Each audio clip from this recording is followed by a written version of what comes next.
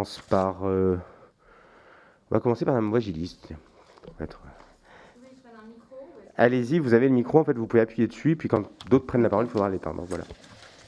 Bien. Alors, je vais essayer de tenir les 5 minutes imposées, ce qui, au regard du sujet qui nous occupe aujourd'hui, va être relativement complet, tellement il y a de choses à dire. En premier lieu, je souhaitais vous remercier de m'auditionner dans le cadre de cette commission d'enquête.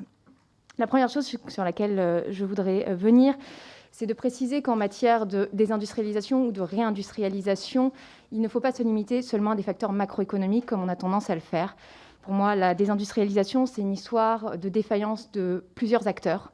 Les acteurs privés, les entreprises, les acteurs bancaires qui connaissent parfois mal leur territoire, les acteurs publics aussi, l'État, les collectivités territoriales, à différents moments, à différents échelons.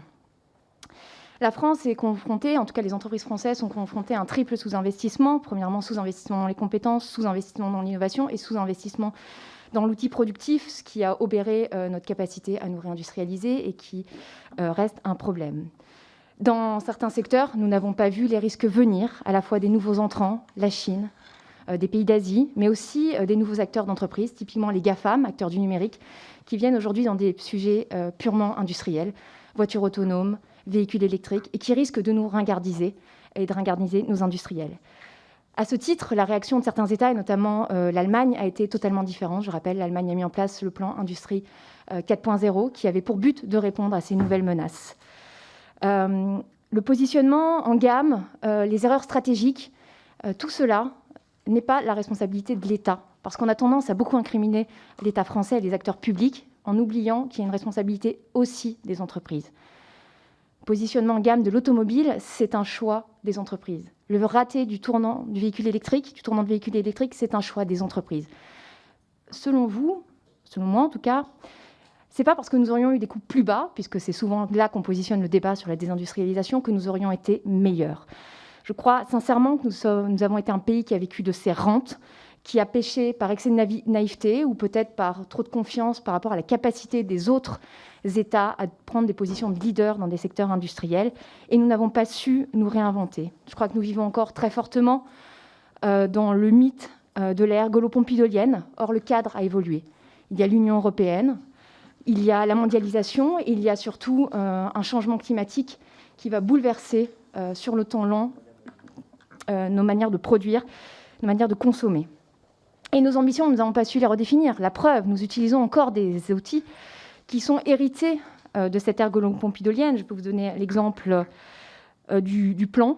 Aujourd'hui, nous avons défini le plan, mais le plan n'a même pas un rôle de gardien du temple. Nous ne faisons même pas de la vraie planification.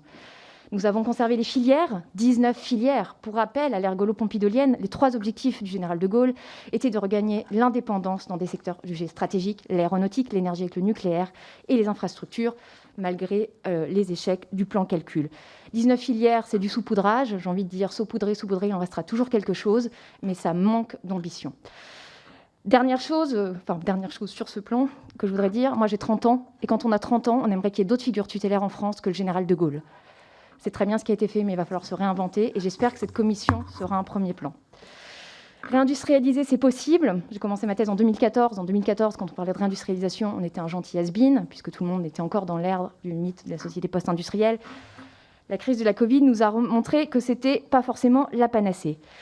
Mais ça va être compliqué. Nous avons un tissu productif extrêmement affaibli par la crise. Nous avons des écosystèmes qui se sont rapetissés. Nous avons des retards technologiques très clairs. Et je ne vais pas vous faire l'affront de les citer, mais je crois que nous les connaissons tous.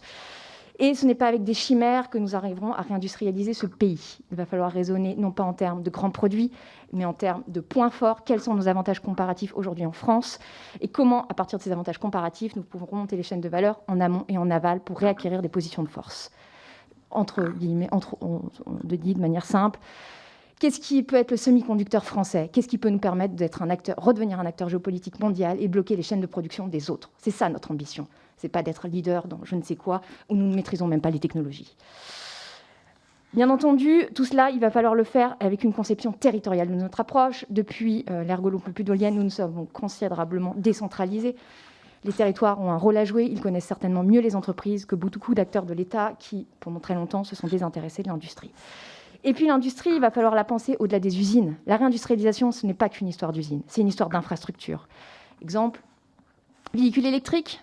Nous avons développé le véhicule électrique, mais nous avons oublié qu'il y avait un petit sujet, c'était les bornes de recharge. Ça a retardé l'adoption.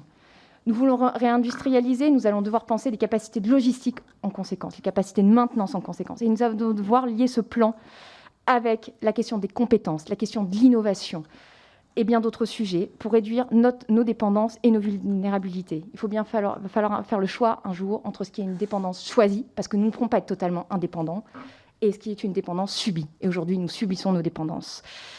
Il va falloir travailler sur la fiscalité, sur l'Union européenne, et nous aurons sûrement l'occasion d'en revenir. Il va falloir être capable de repenser notre modèle, puisque le modèle que nous avons défini est hérité de la Seconde Guerre mondiale. Or, tout a changé. Nous avons des mécanismes sociaux qui ont été pensés dans une ère productiviste pour répondre à une ère où on est en train de reconstruire le pays. Et aujourd'hui, nous sommes confrontés à un changement climatique terrible. Et ce n'est pas en retaxant un peu plus que nous allons recréer un sentiment d'adhésion dans ce pays. Il va falloir remettre tout à plat et avoir le courage de le faire.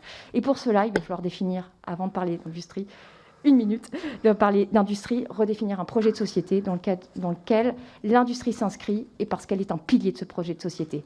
Ne définissons pas l'industrie que nous voulons, définissons d'abord là où nous voulons aller et quelle sera l'industrie qui nous permettra de conduire ces buts. Et je voudrais quand même finir sur une note positive, c'est que des industriels, malgré tout ce qu'on dit, il y en a dans tous nos territoires, qui participent au rayonnement de la France, qui réussissent.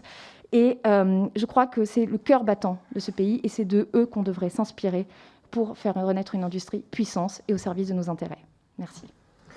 Merci, Madame Voigelis. Qui souhaite